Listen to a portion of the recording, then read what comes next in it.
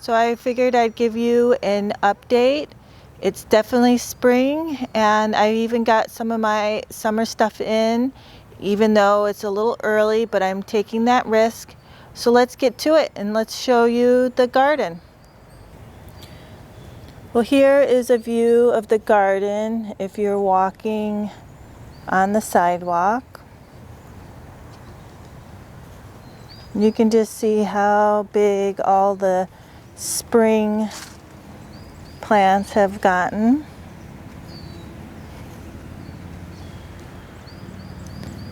The pomegranate tree.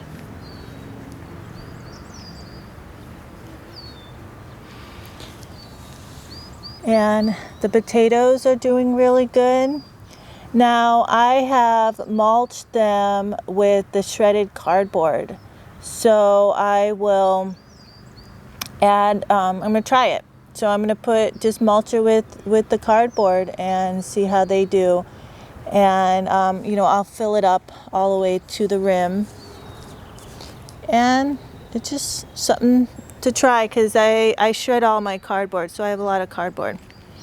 And this orange flower, it's really pretty. It's like a monkey plant. And then the lavender, this is a variegated lavender. And then here you can see it's just starting. And these plants are 2 years old, so they started off in 4-inch pots.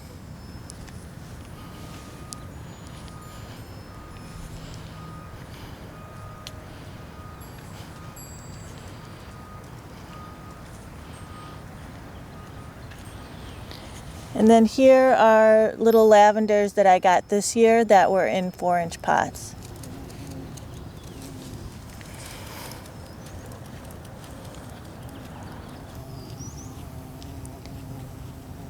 I got myself some comfrey. It's a really good plant for compost and your worms. So I wanted to get a couple. We had some at the farm, and I found some for sale, so I got myself 2.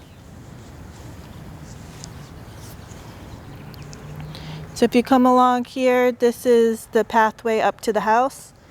And here I planted some flowers.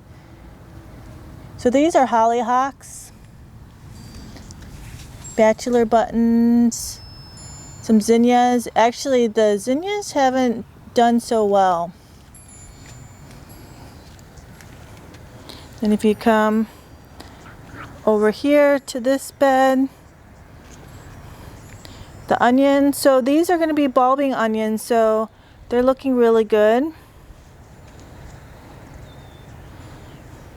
And here is the strawberry tower. And I am really happy with this for the strawberries. Now these came from little strawberry starts, and they really say, you should pick all the strawberries off this year. So I'm picking off the runners for sure. And I picked off the first flowers, but my Kea really wanted strawberries, so I feel I have to leave a little some. So you can see here the flowers, and there's a strawberry already growing. So then this is the first bed with the onions, and I planted my peppers. You can see them here. These are all sweet Italian peppers. And then I planted some more bulbing onions. And these were the ones that I started in the fall, and I clumped them together and put them in a bed. And then I've separated them now in the spring and see how they do. And if that really works, that works really well here to start them in the fall and then just kind of leave them dormant until come spring. And then this is where I planted the carrots and radishes and beets, and we'll just see how that it does because it's starting kind of getting late. And then along the arbor here, I have some of the sweet peas that are coming up, but this is where the cucumbers and the melons are going to be. I did plant some cucumber seeds, but they haven't come up yet. But you can just see here, big nice radish leaves. I haven't seen any radishes on them. And then the peppers, and I just wanted to show you. So with this pepper, I pruned it. So I've not really had really good luck with peppers. They usually just get long and leggy, and I get like 2 peppers off of them. And so when I looked it up, there's a thing called pruning peppers to get more of these side shoots. So what you do is you pinch off the top. So you can see I didn't do it to all of them. So like this one, I didn't do it. But what you would do is you take this very top here and pinch it off. And then that encourage is the side shoots. And you can see that. It's a perfect example here, is I didn't pinch it off. And you can see the side shoots, they're there, but they're not very developed. Where this one here, where I've pinched them off, you can see these side shoots are really starting to develop. So this is new, and yeah, we'll keep you updated on how that does. And like I said, I didn't do all of them because it kind of made me nervous. So then you come along to the second bed, and these are the tomatillos. They are doing really well. And the onions and the sugar peas, they are just growing like crazy. So I come out here, every time I come out here, I get a handful. And then I've been taking out the favas and making more room. So here in the center where I don't have trellis, I did plant some broccoli, and this was a summer squash. I kind of knew it was too cold for them. So I will take that out and plant by seed now, or some starts that I have. But I'm opening this up, getting this ready to put summer squash in here. And there's still garlic in here and some of the favas. And these are the peas that I started later on. So they're doing good. And then I do have green onions in here, and they're starting to flower. So let's see. So I'm slowly taking them out, but I'll show you what I'm talking about. But, oh, right here. See right here? This will be an onion flower, and that's where you can get the seeds from. And it's just from the green onions that I haven't gotten out. But you can just see all the peas. And you come over, and the calendula, they are just going crazy. And I'll let this flower for a little bit longer and pick flowers from it, but when it starts getting kind of raggedy, I'll take it out. And then I planted the tomatoes, and see them here, I've trellised them with twine. And now that they're getting to the second one, I will get some twine and kind of pinch them in between to keep them upright. And then the kohlrabi in here. And I actually found out what my problem was with my starts. It was the soil, the seed starting soil was not good. And once the seeds and the seedlings struggle, they don't really recover from it. So a lot of these seedlings are not going to do very well. And I'll just take them out and replace them with something. And that's the way sometimes gardening goes.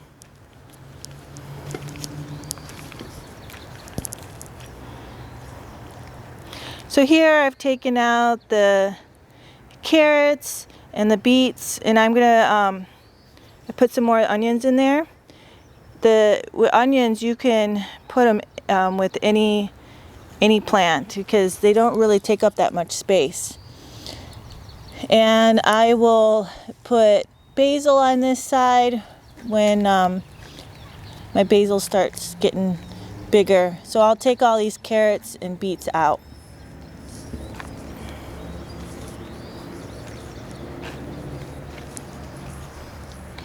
And here's the fourth bed. Now I got fennel, and then I've got some bee balm here. And when I take out the fennel, I'm going to put the bee balm in here. And then this is my bed where I really want to keep kale and my greens. So I've mixed some new ones in here, taken out. Now, like, see this arugula? This is the 4th time I've cut it. I just cut it down to the ground and it's come back. And I'm excited to have more of the arugula.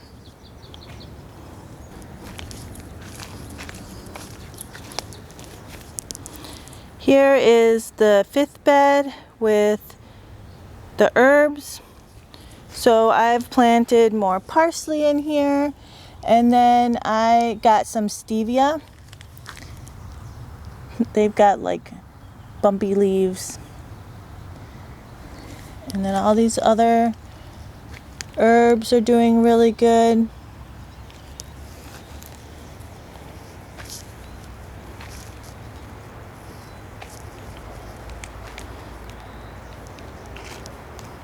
And even here in the rock garden, I'll turn the water fountain on. I usually just do it in the summer for the birds. But this area really doesn't get much sun, and but the succulents do really good.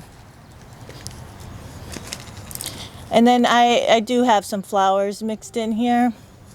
And actually I mixed in some poppies in here, like California poppies.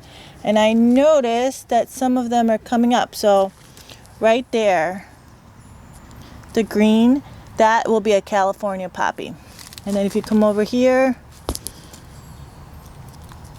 you'll see these little more lacy leaves. Them are the California poppies. You can see them coming up. And I just threw the seeds in here.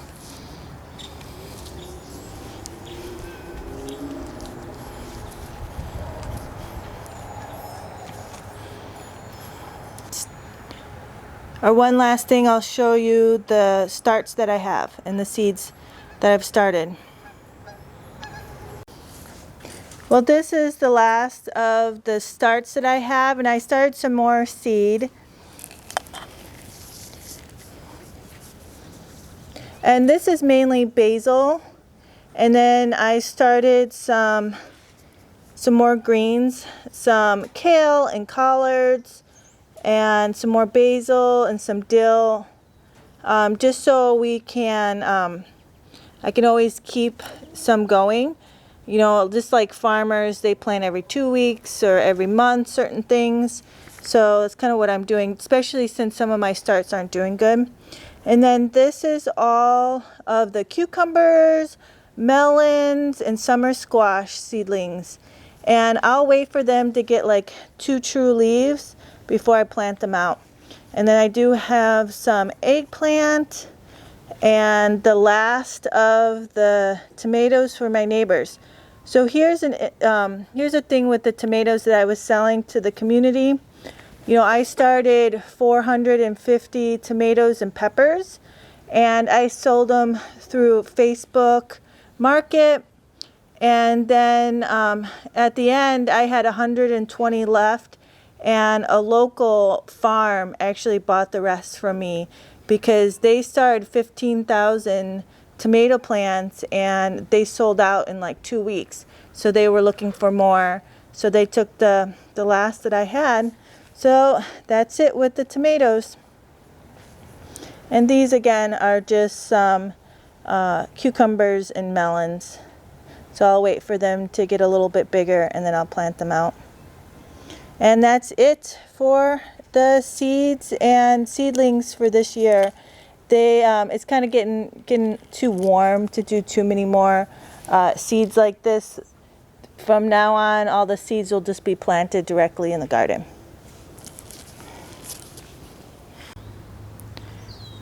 Well, I'm here in the neighbors, and this is the potatoes, and they are doing so well.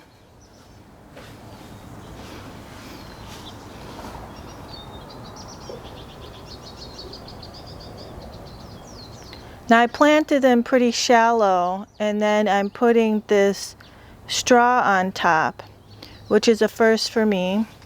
So I didn't really know how much to put on, so it's a pretty thick layer, and we'll just see how it goes.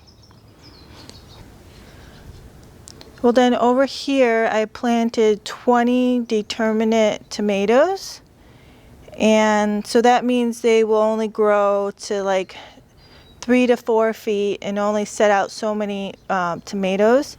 And I planted them about a week ago, and you can just see how well they're doing.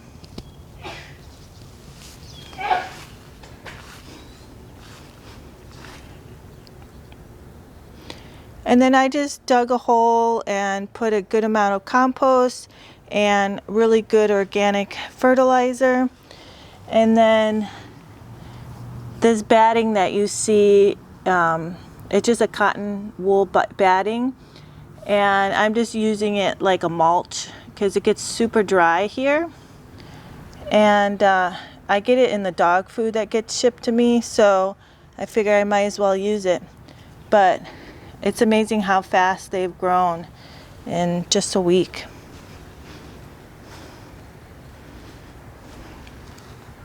And then these posts or poles are just 2x2s that were, I think they were 10 feet, and we cut them in half, and then we cut them on an angle so there's a point to make it a little easier to bang them into the ground.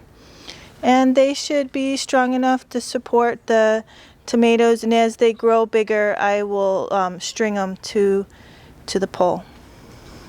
So I can't wait. Well, I hope you liked that video of the garden, and I would love to hear from you if you have a garden and where you are at.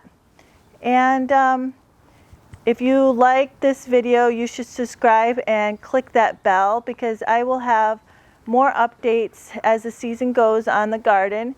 And I also have some videos on the meat birds that we're doing. And look who I have. Who is that? She was making too much noise. So here she is. I was holding her. She's an old girl. She's about 6 years old, and she's a frizzle. And they've been picking on her, so I've been letting her out in the yard more. But she is a sweetie. She's got a little dress on because they've been picking on her.